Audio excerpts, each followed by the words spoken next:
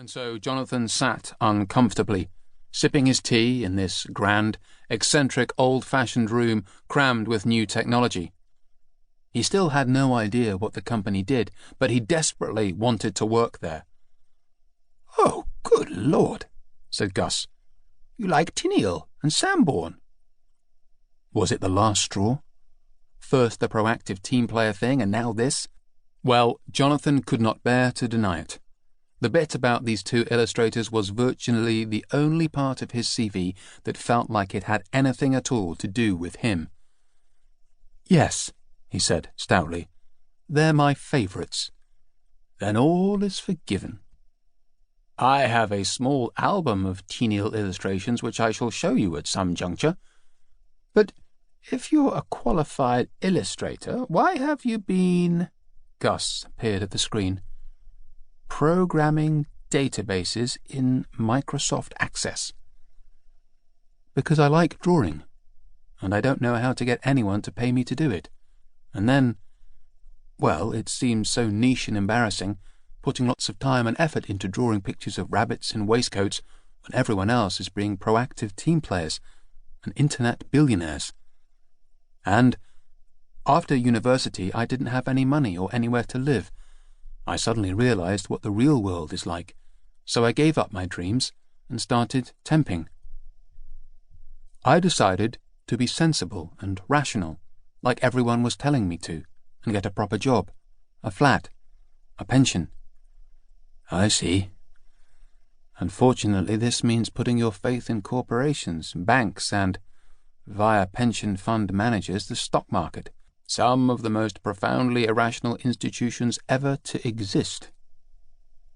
Jonathon thought unhappily of the headcount freezes, empty floors, fake trading and flip charts saying shareholder value. There was really nothing he could say to this.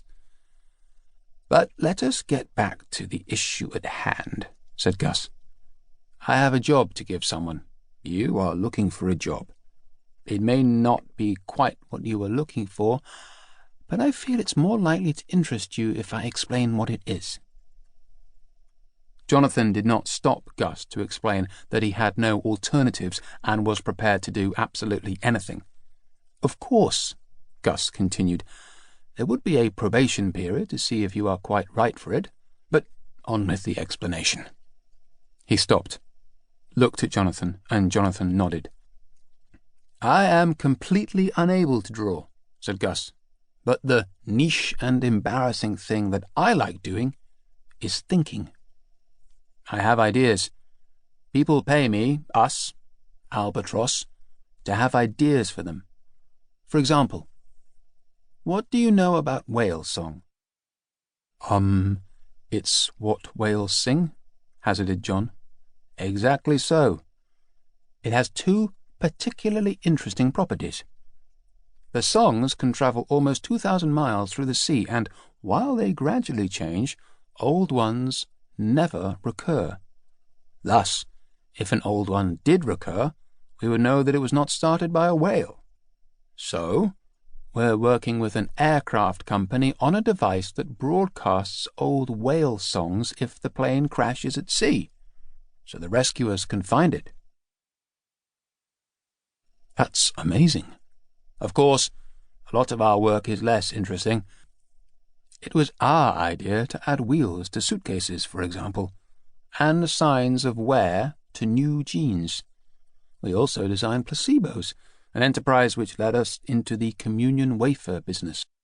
And there are hundreds of other things, large and small, that we do. I shan't interest you with them now, but I am growing older and would like to contribute something more to the world.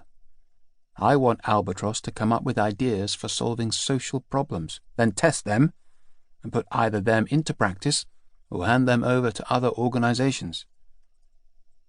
"Won't that be expensive?" "Phenomenally so. I hope that the enterprise will ultimately pay for itself, but getting it going will require a lot of capital, which I'm working on acquiring. We're about to float Albatross on the stock market. I have the prospectus we wrote for potential investors somewhere." Gus briefly hunted about through some piles of paper. "Meanwhile," he continued, abandoning the search,